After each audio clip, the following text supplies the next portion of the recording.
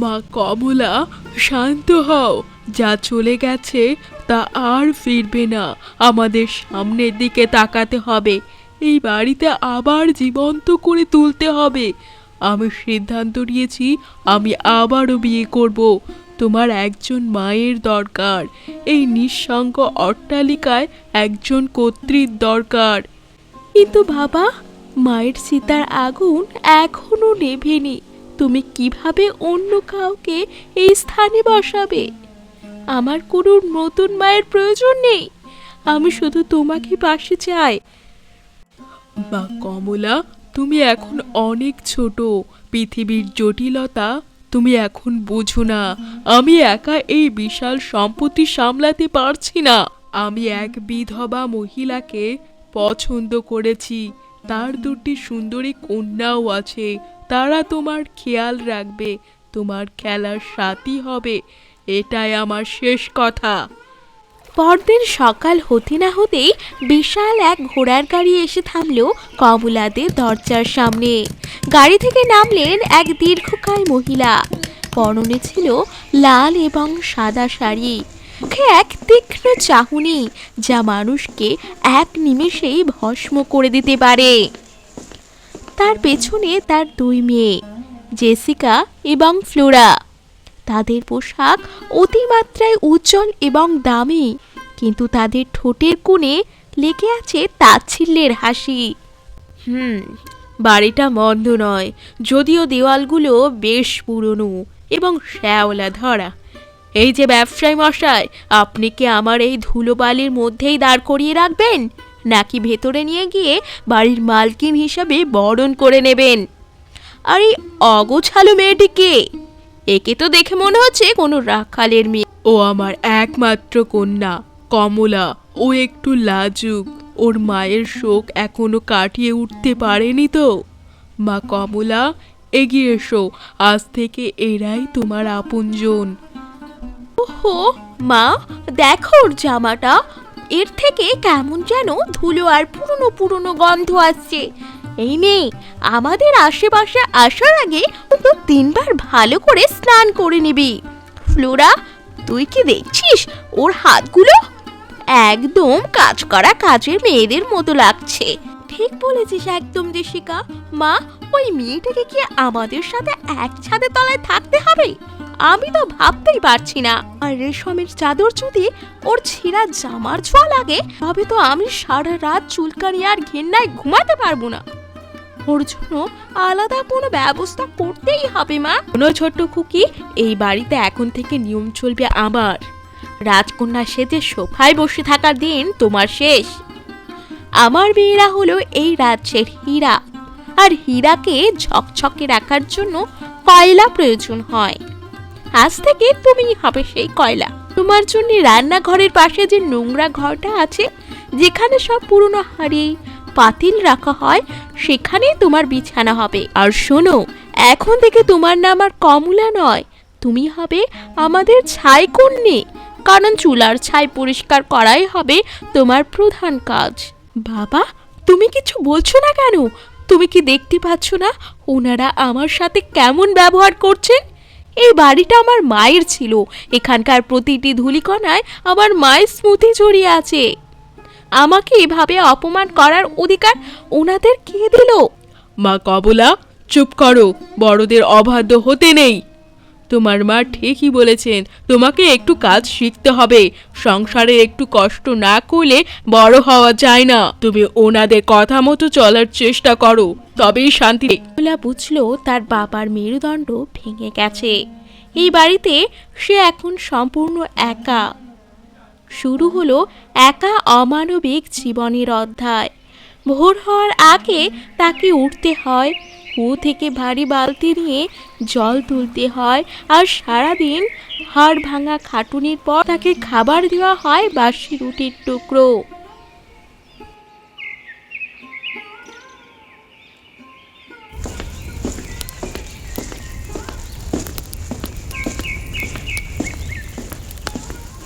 ইরে ছাই করনে, তোর তো দেখছি ছাইয়ের সাথে বেশ পিরিত জমেছে। এই যে জুতোগুলো দেখছিস, এইগুলো আমার খুব প্রিয়।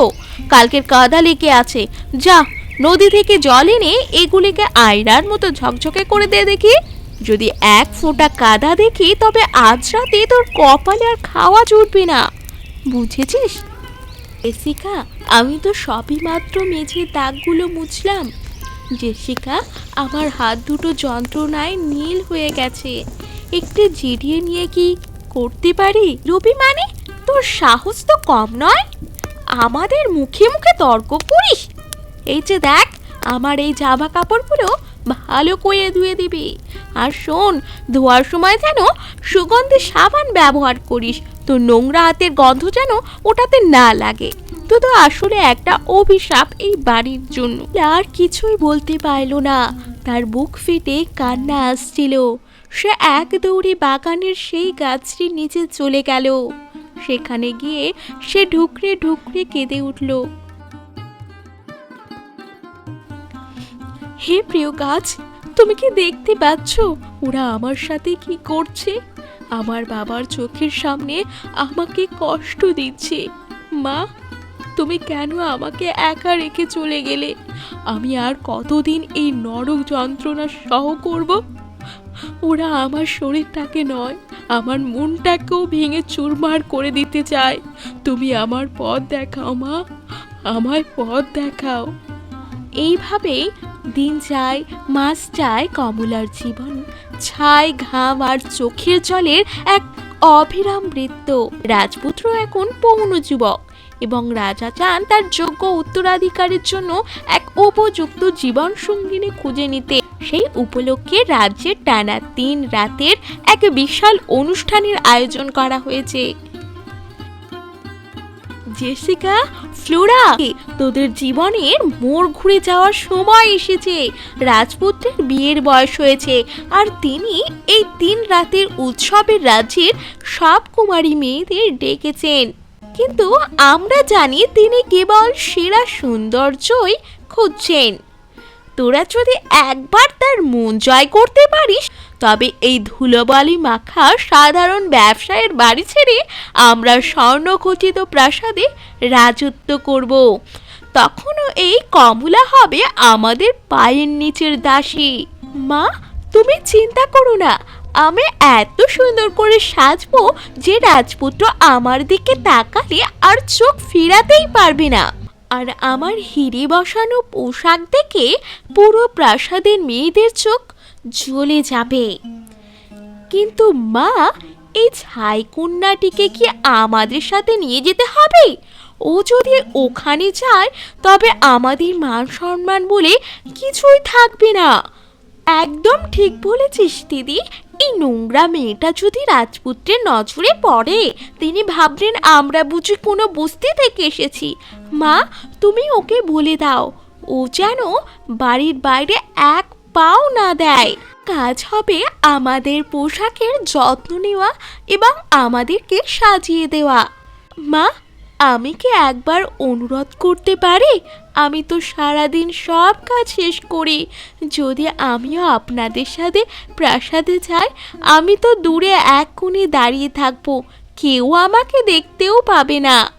মা, আমার খুব ইচ্ছে একবার রাজপ্রাসাদ আর দেখার। সৎমা হঠাৎ থেমে গেলেন। তিনি কমলার দিকে এমনভাবে তাকালেন যেন তিনি এক অদ্ভুত জীব দেখছেন। তারপর তিনি একটি অট্ট হাসি দিলেন যা সারা ঘরে প্রতিধ্বনিত হলো। তুই তুই যাবি রাজপ্রাসাদে? তুই কি আয়নায় নিজের মুখ দেখেছিস কোনোদিন? এই ছাই মাখা গাল, ফাটা হাত আর এই দুর্গন্ধযুক্ত জামা নিয়ে তুই যাবি রাজপুত্রের সামনে? ছি, তুই সেখানে গেলে রাজপুত্র তোকে দেখে ভয়ে অজ্ঞান হয়ে যাবেন। তোর তো এক জোড়া আস্ত জুতোও নেই, যাবে কি করে? আমি সব কাজ করে দেব মা। আমি সারা রাত জেগে জেসিকা আর ফ্লোরার ড্রেস ঠিক করে দেব। বিনিময়ে আমাকে শুধু প্রাসাদের দরজায় একটু দাঁড়াতে দিন। আচ্ছা, তোর যখন এতই শখ তবে আমি তোকে একটা সুযোগ দিচ্ছি। এই দেখ, এই বস্তায় কাকড় আর চাল মেশানো আছে। যদি তুই 2 ঘন্টার মধ্যে সব কাকড় আর চাল বেছে পরিষ্কার করতে পারিস তবে আমি ভেবে দেখতে পারি। কমলা অসহায় হয়ে উনানের পাশে বসে রইল। চালের মধ্যে হাজার হাজার কাকড় বাছা মানুষের পক্ষে সম্ভব নয়। ঠিক তখনই জানালার পাশেই পাখি এসে বসলো। কমলা অবাক হয়ে দেখলো পাখিগুলো কথা বলছে না ঠিকই, কিন্তু তাদের চোখে এক ঐশ্বরিক বুদ্ধি। তোমরা কি আমাকে সাহায্য করতে এসেছো? ওহো ছোট্ট বন্ধুরা, তোমরা যদি এই দানাগুলো বেছে দাও তবেই আমি মুক্তি পাবো। দয়া করো আমার ওপর। পাখিগুলো কিচিরমিচির শব্দ কাছে লেগে গেল। হাজার হাজার ঠোকর দিয়ে পাখিগুলো 8 ঘন্টার মধ্যে ভালো চালগুলো এবং কাকড় চাল আলাদা করে দিল। কমলা আনন্দে আত্মহারা হয়ে সৎ মায়ের কাছে ছুটে গেল। মা দেখুন, আমি সব চাল আলাদা করে ফেলেছি, এখন তো আমি যেতে পারি। কিভাবে করলি এটা? কোনো জাদু টোনা শিখেছিস নাকি? কিন্তু শোন, চাল থেকে কাকড় বাছাই করেছি সে ঠিক, কাছে কি পড়ার মতো কোনো গাউন আছে? নেই তো। তোর কি কোনো নাচ জানা আছে? না। তুই গেলে আমাদের শুধু অপমানই করবি। না, তুই যাচ্ছিস না। গাড়িটি ধুলো উড়িয়ে চলে গেল। কমলা একা বাগানে সেই গাছের নিচে আছড়ে পড়ল। তার মনের সমস্ত বাঁধ ভেঙে গেল। কেন কেন এই মিথ্যে আশা আমাকে দেখালি মা? কেন আমি জন্মেছিলাম যদি শুধু অপমানই আমার কপালে থাকে? এই গাছ তুমি যদি সত্যি আমার আশীর্বাদ হও তবে আমাকে এই অন্ধকার থেকে বের করো। আর সহ্য করতে পারছি না। কেঁদো না কমলা, তোমার ধৈর্য আর সততার পরীক্ষা শেষ হয়েছে। যার নিজের শরীর কেটে হলেও ক্ষমতা চায় তারা কোনোদিনই সুখ পায় না, কিন্তু তোমার হৃদয় সোনার মতো খাঁটি। এই নাও তোমার পুরস্কার। কমলা রেশমি গাউনে পরিণত হলো।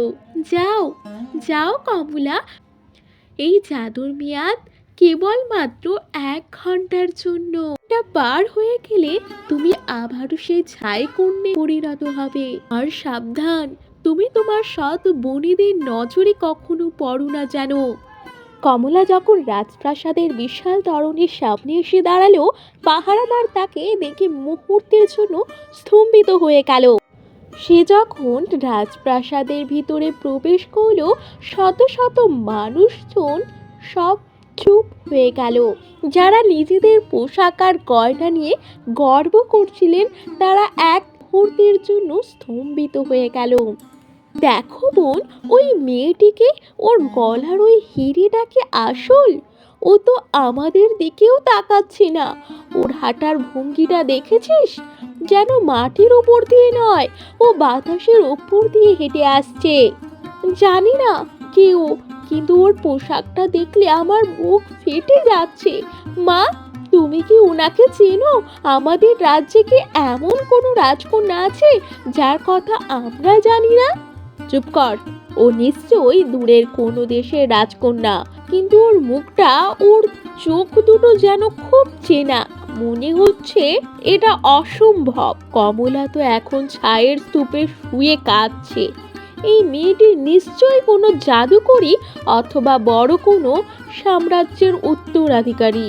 হে অপরিচিতা সুন্দরী, আমি ভাবিনি যে এই মর্তে এমন কোনো রূপ থাকা সম্ভব যা চাঁদের আলোকেও হার মানায়। আমি এই রাজ্যের রাজপুত্র হতে পারি, কিন্তু এই মুহূর্তে আমি কেবল আপনার করুণার প্রার্থী। আপনার আমন্ত্রণ গ্রহণ করা আমার জন্য সম্মানের রাজপুত্র, কিন্তু মনে রাখবেন সব সুন্দর মুহূর্তেই চিরস্থায়ী হয় না। কিছু মুহূর্ত আসে কেবল হৃদয়ের দাগ কাটার জন্য। এই কথা বলেই রাজপুত্র এবং কমলা বেশ কিছুক্ষণ সময় কাটায়। কমলা তার সৎমা এবং বনিদের পাশ দিয়ে যাচ্ছিলেন, কিন্তু তারা ঘুণাক্ষরেও বুঝতে পারল না যে এই অপূর্ব সুন্দরী হলো তাদের ঘরের সেই অবহেলিত ছাইকন্যা। আপনার চোখে এক গভীর বিষাদ দেখছি আমি। কেন এমন মনে হচ্ছে যে আপনি কোনো এক বিশাল কারাগার থেকে পালিয়ে এসেছেন? আপনার নাম কি? আমি কি আপনার বাবা মায়ের সাথে দেখা করতে পারি? আমার নাম বাতাসের মতো, রাজপুত্র, যাকে অনুভব করা যায় কিন্তু ধরা যায় না। আমার বাবা, তিনি আছেন তবুও তিনি নেই। আমি কেবল এই রাতের একটি স্বপ্ন মাত্র। স্বপ্ন শেষ হলে আমাকে আর খুঁজে পাবেন না। না, আমি আপনাকে হারিয়ে যেতে দেব না। আমি কালই আমার চর পাঠাবো পৃথিবীর প্রতিটি প্রান্তে। আপনাকে আমার প্রাসাদে রানী হতেই হবে। আপনার এই করুণ চোখ দুটো আমি সারা জীবন আগলে রাখতে চাই। আমাকে ক্ষমা করবেন রাজপুত্র, আমার সময় শেষ। আমাকে এখন যেতেই হবে। আমাকে আটকানোর চেষ্টা করবেন না, দয়া করে। রাত তো এখনো বাকি, মাত্র তো আলাপ শুরু হলো। দাঁড়ান, আমি আপনার সাথে যাব। কিন্তু কমলা আর এক মুহূর্ত অপেক্ষা করলো না। সে ভিড় ঠেলে উড়াতে শুরু করলো। রাজপুত্রও তার পিছু নিলেন।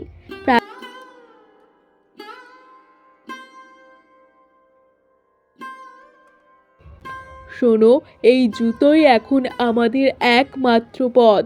কাল সূর্য ওঠার সাথে সাথে তোমরা রাজ্যের প্রতিটি ঘরে যাবে। যে মেয়ের পায়ে এই জুতোটি পুরোপুরি মিলবে সেই আমার কনে। আর যদি কেউ আমাকে প্রতারণা করার চেষ্টা করে তবে তার পরিণতি হবে ভয়াবহ। সকালবেলা পুরো রাজ্যে হুলস্থুল পড়ে গেল। রাজপুত্রের প্রতিনিধিরা বাড়ি বাড়ি গিয়ে জুতো পরীক্ষা করছেন। অবশেষে তারা এসে পৌঁছালেন কমলার বাড়িতে। সৎমা তখন তার দুই মেয়েকে নিয়ে উন্মত্ত প্রায়। তিনি জানতেন তার মেয়েদের পা অনেক বড়, কিন্তু ক্ষমতার লোভে তিনি যে কোনো কিছু করতে প্রস্তুত ছিলেন। জেসিকা, এই জুতো তোর পায়ে ঢুকবে না। আমি জানি তোর পায়ের পাতা অনেক চওড়া আর বুড়ো আঙুলটা অনেক বড়। এই নে, ছুরিটা ধর দেখি, তোর বুড়ো আঙুলটা কেটে ফেল। রক্ত বেরোবে, যন্ত্রণা হবে, কিন্তু একবার যদি রাজপুত্রের পাশে সিংহাসনে বসতে পারিস তবে তোকে আর কোনোদিন হাঁটতে হবে না। দাস দাসীরা তোকে পালকিতে করে বয়ে নিয়ে যাবে। মা, তুমি কি পাগল হয়ে গেলে? এত বড় অন্যায়ের কি শাস্তি তুমি তা কল্পনাও করতে পারছো না। তুমি বরং এ কাজ দিদিকে বলো, আমি এসব পারবো না। ফ্লোরা, এবার তোর পালা। তোর গোড়ালির অংশটা অনেক চওড়া। এই ছুরিটা নে তো, তোর গোড়ালির খানিকটা মাংস হাড় কেটে বাদ দে। রানী হতে গেলে উৎসর্গ করতে হয়। এইটুকু ব্যথা সহ করলেই তুই সারা জীবন সোনার থালায় খাবি। না না মা, আমি সব করতে পারবো না। আমার সোনার থালার দরকার নেই। এর থেকে আরো কত বড় রাজপুত্র আমার জন্য হয়তো অপেক্ষা করে আছে। তার জন্য আমি আমার এত সুন্দর পা কেটে বাদ দেবো না মা। ব্যবসায়ী মশাই, আমি শেষবারের মতো জিজ্ঞেস করছি, আপনার কি আর কোনো কন্যা নেই? হ্যাঁ হ্যাঁ মহারাজ, আমার আরও একটি কন্যা আছে, কিন্তু সে দেখতে খুবই কুৎসিত। সারাদিন ছায়ার ময়লার মধ্যে থাকে। সে রাজবাড়িতে যাওয়ার যোগ্যই নয়। না, ও কেউ নয়। ও কেবল আমাদের বাড়ির এক অভিশপ্ত চাকরানী। ও তো মানুষই নয়, ও একটা পশু। মহারাজ, এই ডাইনি আপনাকে জাদু করতে পারে। ওকে সামনে আনবেন না। কাঁদিস না, মৃত্যু তো শরীরের হয়, আত্মার নয়। ওই যে দূরে গাছটা, ওর পাতাগুলো যেমন ঝরে যায় আবার বসন্তে নতুন পাতা গজায়, জীবনটাও তেমন। আমি হয়তো থাকবো না, কিন্তু আমার আশীর্বাদ তোকে ছায়ার মতো ঘিরে রাখবে। বা তুমি ছাড়া এই বড় বাড়িতে আমি কার কাছে থাকবো? বাবা তো সব সময় ব্যবসার কাজে বাইরে থাকেন। তুমি চলে গেলে এই বিশাল দেওয়ালগুলো আমাকে গিলে খেতে আসবে মা। আমি একা থাকতে পারবো না মা, তুমি যেও না। শোন আমার কথাগুলো, মানুষের আসল রূপ তার চামড়ায় থাকে না, থাকে তার কাজ আর ব্যবহারে। তুই যদি পবিত্র থাকিস তবে এই বিশ্ব ব্রহ্মাণ্ড তোর বন্ধু হবে। বলা মাত্রই তার মা সেখানেই মারা যায়।